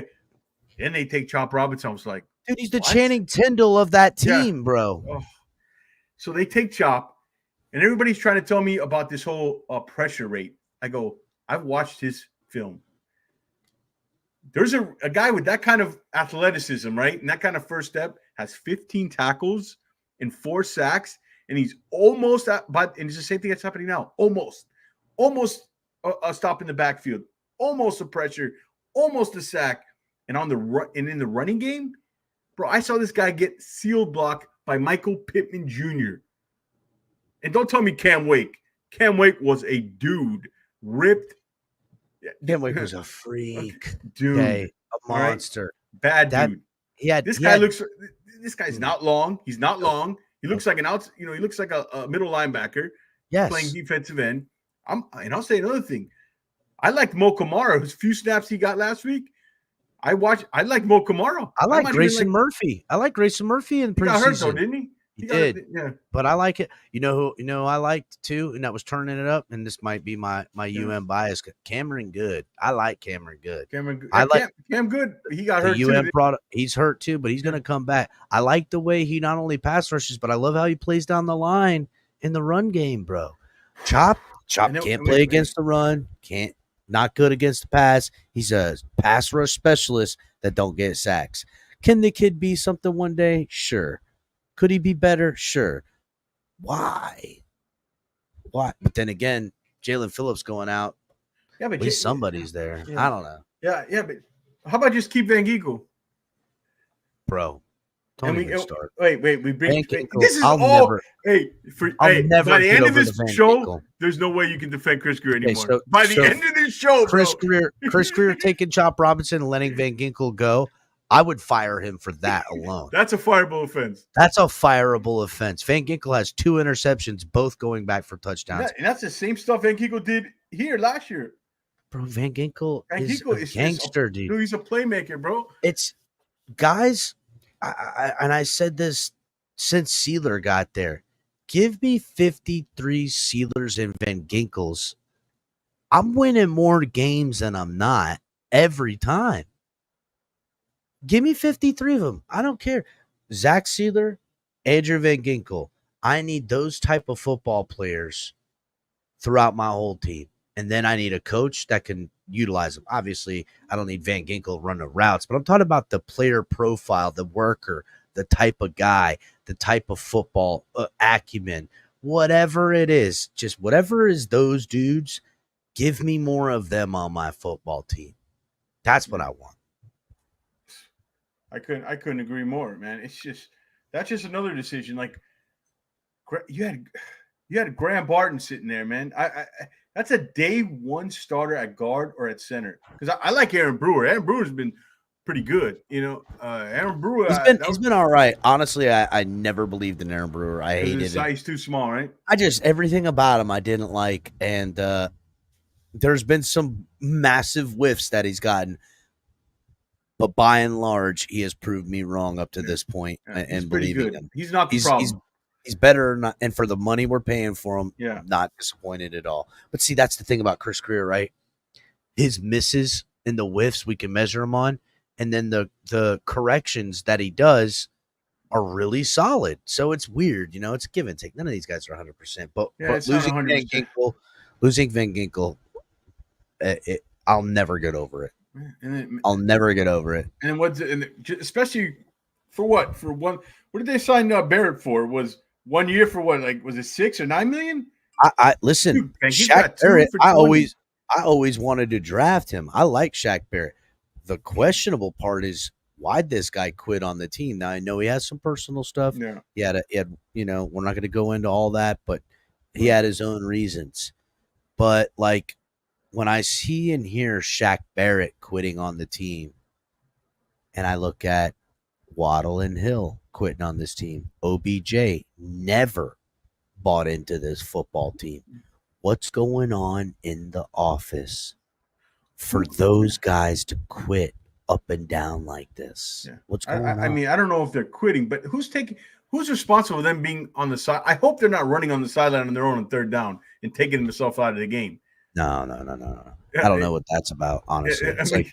It's another thing. No, Mike McDaniel used to do that stuff too. Remember, he would have like River Craycraft, Durham Smythe, and Mostert as the pass catchers on 3rd and 3. Yeah. And it was an obvious passing play. And you're like, what are you doing? What are you doing? Now, River Craycraft I love, but like you throw him 8 passes a year. Do we miss River Craycraft, huh? Love River Craycraft, bro. All right, we'll wrap it up on this topic here. I just thought of it. I wanted to ask you about it. Tua's press conference on Monday, bro. I watched it live. I watched it live, and I don't know. I'm not sure if it was the words he used or just his demeanor. At first, it was like a little off-putting, and then I had Chris Perkins on the other day, and Perk was like, yeah, the vibe was, dude was angry, defiant. 2 things became clear. He doesn't want to be the poster boy for concussions, and he did not think he should be out probably more than 1 week. And he's sitting on the sidelines, and he mentioned, I've been throwing for 5 weeks, sitting on the sidelines, watching this offense, not be able to do anything. Dude, what was your take on Tua? Did you like how he was, or you thought, oh, this is a lot of pride? I saw a lot of pride and dangerous pride. I think I've come to learn this about Tua, right? A far cry from the dejected guy that was under Flores, a dude that refound himself with Mike McDaniel and having a bit of fire to him, which I like. I also think, he's a father, he's a husband, he's a grown man now. So this has come organically through age as well. I do like that he has a fire. I understand not wanting to be the poster child for concussions. Problem is he has no say in that other than, to not get concussed. And when he did get concussed, I told everybody on my network, do not be surprised if the NFL steps in and kind of behind closed doors forces a little bit of something here. Because again, it was on prime time, under the lights, Thursday night again. The whole world watching. Bad for the product, bad for the game. Women and mothers who have children are like, that's not going to be my baby boy. The optics of it are extremely, extremely volatile to the brand of the NFL. On the flip side of that, the NFL is a money-making scheme and business too.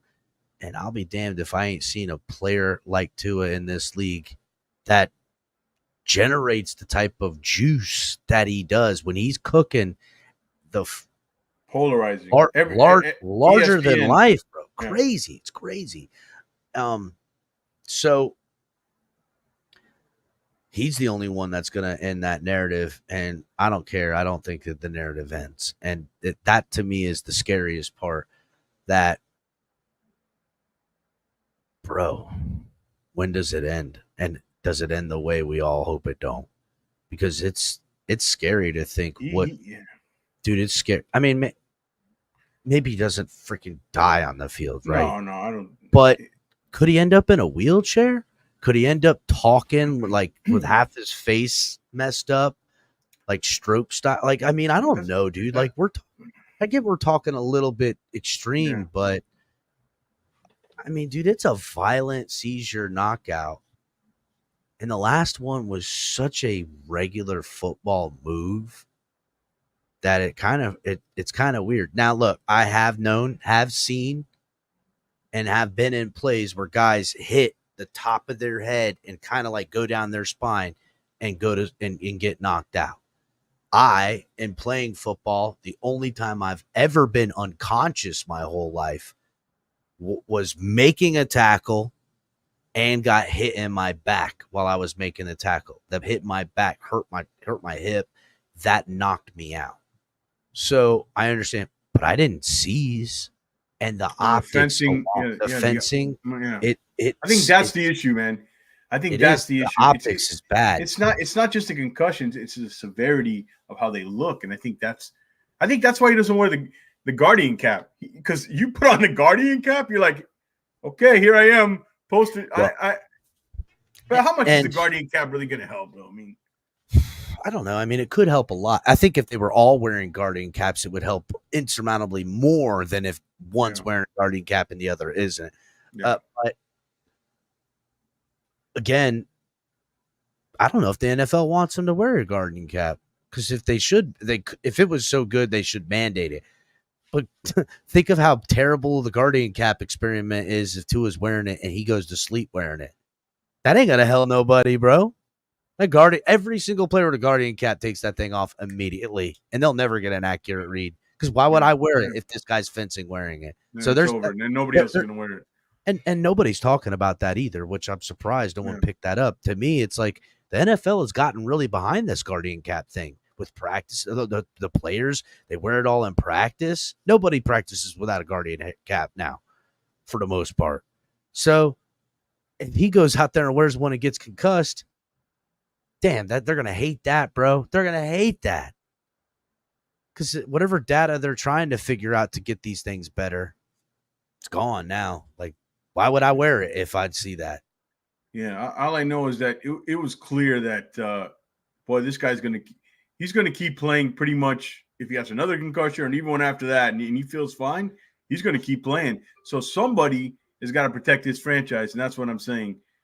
And I just don't see anybody in that building to do that. And I think the decision ultimately is this is a medical decision. I think it's out of the Dolphins' hands as far as timelines. Like, if it happens again, I think this is just they can just lean on the medical people, and it's going to be a medical decision, not really a Dolphins decision. But I don't know. Do you think we get a win this Sunday? Oh yeah, definitely. Yeah, I think we win. you know, whether Tua. I mean, listen, I'm betting on us to win. Like I've got a 4-bet parlay of Tua with the over on the yards, Tyreek with the over on the yards, anytime touchdown Tyreek, and Dolphins to win, all on one parlay, because that's gonna happen. Yeah, that's pretty good. That's a pretty good part. Yeah. Well, Tyreek Hill's gonna get over 100 yards. Tua's gonna hit the over because Tyreek Hill's getting over 100 yards, and Tyreek's getting that touchdown. That's happening. That's gonna. I think it's gonna happen fairly quick. I think so too. Fairly quick. I think Tyreek Hill might have 100 yards in the middle of the third with a touchdown. He might get 2 touchdowns. I'm just saying. Yeah, and then we got Buffalo knocking on the door there, and that's it. If they beat, okay, I'll tell you what, they Arizona, then they go beat Buffalo. Okay, maybe you got my attention a little bit. So beat Arizona. Ultimately, if I'm being realistic, even though the team looks crappy right now offensively, I would say, hey, good, right? Beating Buffalo in any capacity, because the defense is slowly starting to regress as the offense is hopefully getting better. And, of course, we're never going to have everything because that's just who we are as Dolphin fans. But beat Buffalo. Then, on Monday night, playing the Rams, beat the Rams. Well, the season is now back on track. We're a game above 500. We've beaten Buffalo. We won a game in prime time. We beat the teams that we're supposed to beat. Now we're cooking with gas. Even if you beat the Cardinals and Buffalo and let's say you lose one to the Rams, I think you're still okay. They got the Raiders, then they got the Patriots. I agree, we're still okay. Yeah, remember the Rams now with Puka back and Cup, they're a different team. That's now. my point. That's my point. And in prime time, because winning the big games and the big moments in the bright lights, no concussion for Tua in prime time. That's when I'm in full steam season. Maybe I'm wrong about I'm buying, and now I'll always retain the fear of Tua and never believe him as a franchise long-term option. I'll never believe it. I'm sorry. He could go the rest of this year and next year not having a concussion. If he ain't won me a Super Bowl by then I don't care. It's only a matter of time that I can see with him. It's only a matter of time. But they win these 3 games, I'm going to be I'll be bought right back in it, right in the hopium. They'll be mainlining it in. Hey, then we're gonna have to give you another shot of the vaccine, bro. The hopium. Nope. Let me just waller in it for a while, because that's what Dolphin fans miss. We miss lying to ourselves. Look, I don't like to have this negative talk, but I'm not gonna lie. Or do you? I mean, we do love lying to ourselves. We're Dolphin fans, bro. Yeah, we do. Is it funner to talk when things go wrong? I will say this.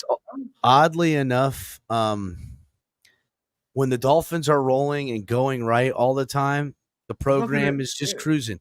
When it's going wrong, dude, we get probably about 3 times as many people showing up. This team sucks. They go crazy, bro. When it's easy, it's easy. When it's hard, that's when they show up. Yeah. All right, dude. I guess we'll leave it on that. Dude, it's been a pleasure finally meeting you and talking to you. We went about an hour and 50-some minutes. Before I let you go, tell everybody what you got going on and coming up, and where they can follow you at the Fins Tailgate. Yeah, man. At the Fins Tailgate on YouTube, all the guys, doing shows over there. Coming up, man, we're all going to be at the game on Sunday. Well, tomorrow night is a late night exhale or a late night Wolfpack, whatever Ali's calling it. It's going to be a little pregame night party, kind of a club scene, open panel, come through. Yeah, George, come through, man. Hop in with the boys, dude. You'll enjoy it. The community is not small, so we have a great time. Yeah, and that's what we do. We're here.